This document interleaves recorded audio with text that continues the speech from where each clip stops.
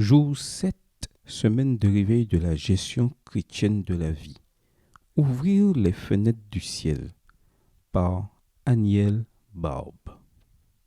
Récemment, lors d'un déjeuner de sabbat, nous discutions notre plat préféré, une bonne vieille discussion théologique.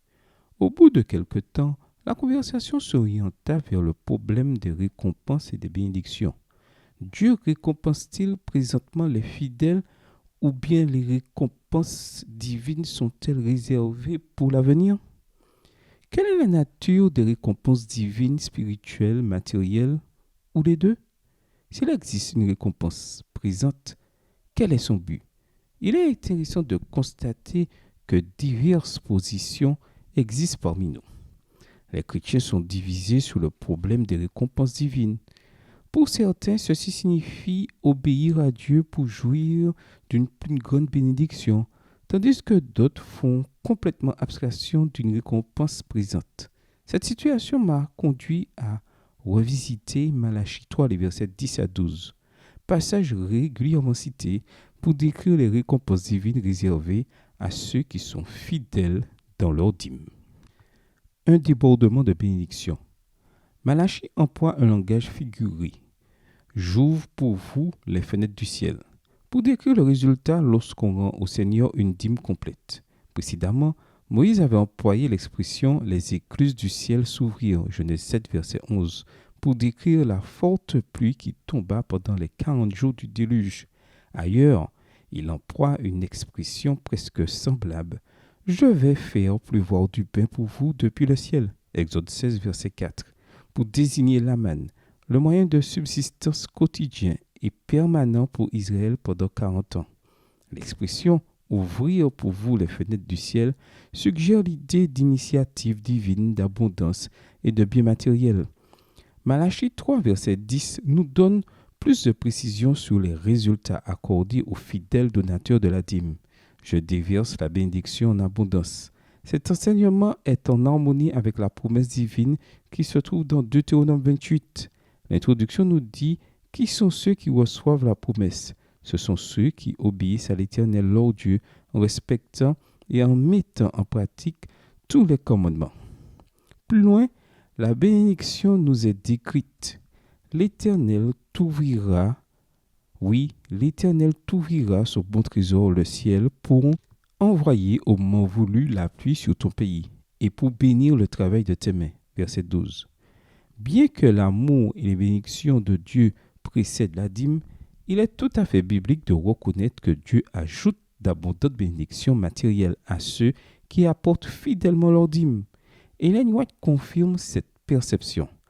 S'ils avaient admis librement et complètement les exigences de Dieu et répondu à ses demandes, sa bénédiction se serait manifestée par une augmentation des productions de la terre. Les moissons auraient été plus abondantes, les besoins de tous auraient été plus largement satisfaits. Plus nous donnerons et plus nous recevrons. La récompense présente et future des fidèles est une vérité bien établie. Les abondantes bénédictions de Dieu ne nous arrivent pas dans des paquets uniformes. Elles varient d'un individu à un autre.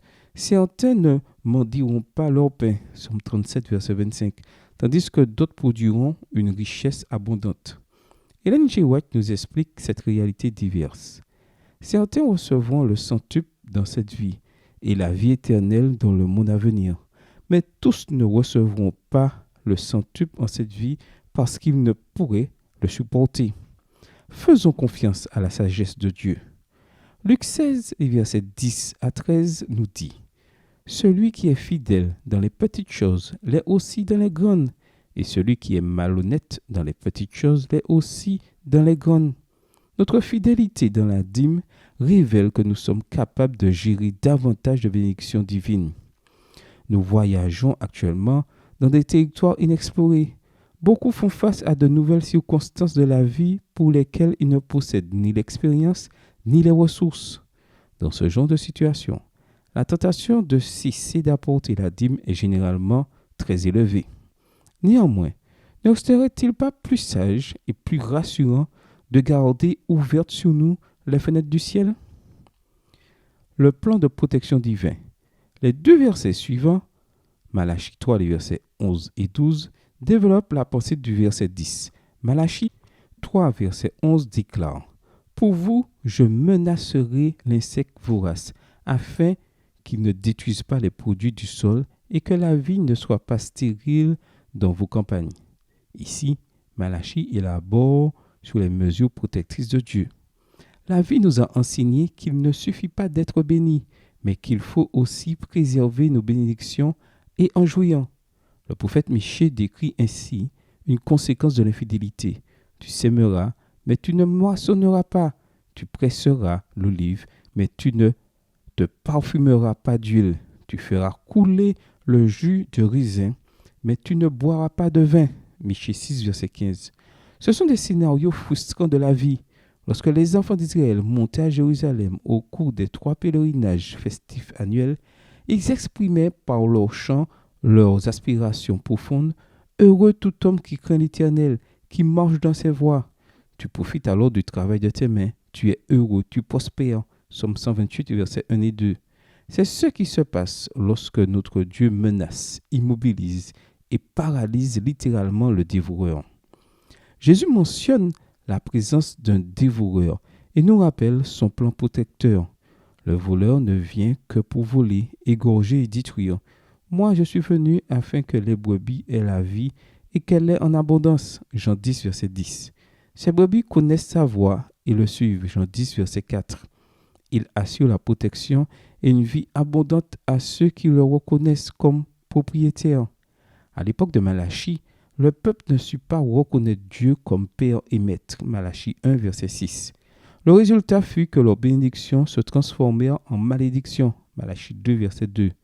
Par contraste, la Bible est une déclaration de reconnaissance du droit de propriété de Dieu sur nous et sur toutes choses.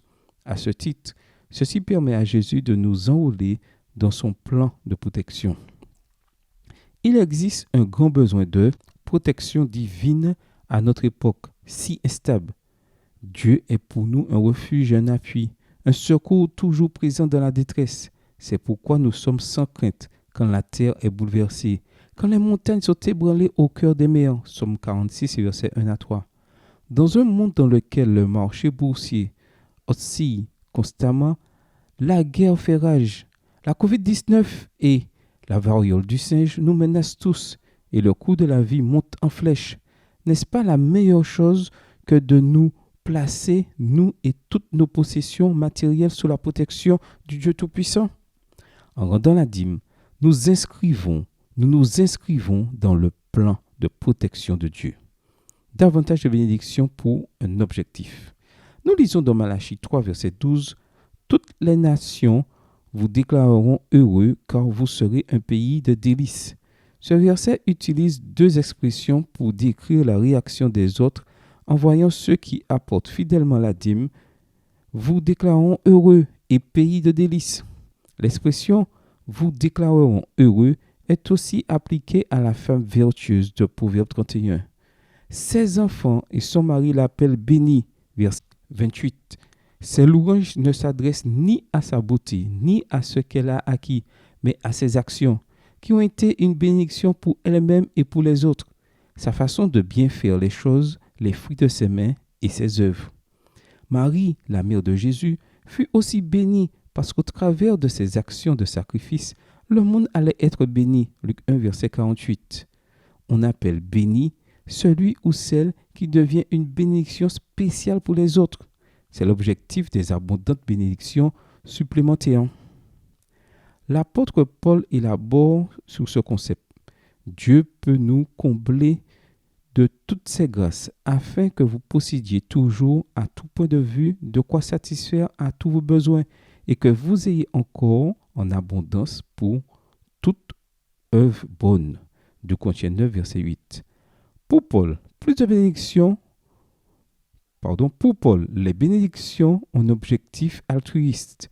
Plus il y a de bonnes œuvres, le croyant, abondamment béni, ne vit pas selon les normes de notre époque, mais pour un principe plus élevé.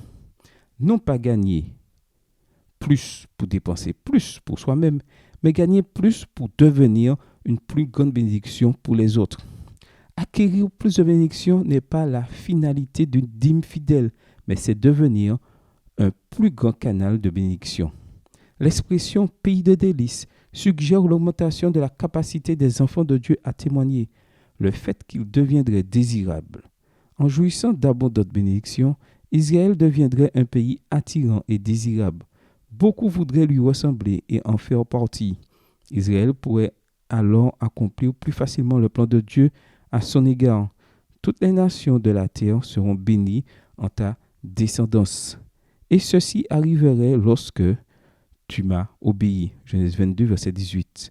La récompense abondante d'une dîme fidèle n'est pas destinée à satisfaire nos désirs égoïstes, mais à servir de témoignage à la bonté et à la fidélité de Dieu. Lorsque nous sommes abondamment bénis, nous avons davantage d'occasions de montrer aux gens la source de toutes les bénédictions. Ellen G. White nous dit, nous devons prendre Dieu au mot et avec la simplicité de la foi, marcher selon sa promesse et rendre à Dieu ce qui lui appartient. Ceux qui rendent fidèlement leurs dîmes sont récompensés, maintenant et au grand jour de Dieu. Malachie 4, les versets 2 et 3. Parce qu'il est l'Éternel des armées, le capitaine et commandant des armées angéliques, aucune de ses promesses ne peut manquer de se réaliser. Cependant, la dîme n'est pas un marchandage entre l'humanité et Dieu. Ce n'est pas rendre pour obtenir davantage, tout comme un esprit généreux nous amène à apporter une dîme fidèle. Ce même esprit nous aidera à employer nos bénédictions supplémentaires pour être en bénédiction aux autres et surtout à témoigner de celui qui pourvoit toutes les bénédictions. Mon engagement.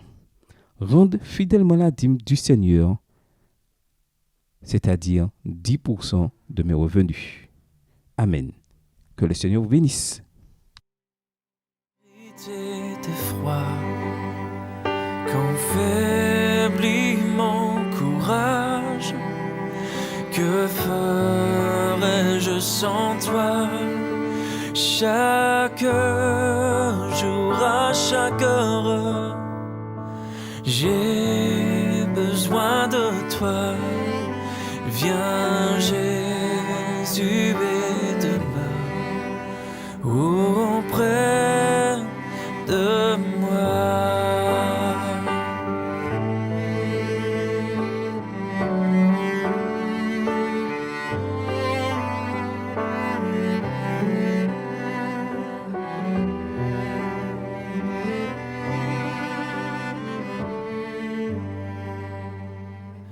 Oh Jésus, ta présence, c'est la vie et la paix.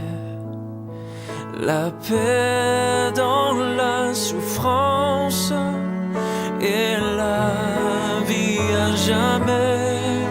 Chaque jour, à chaque heure, j'ai besoin de toi.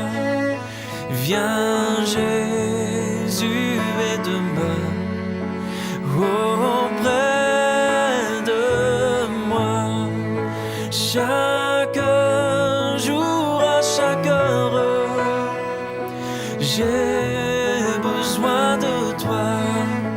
Viens Jésus et demeure auprès de moi.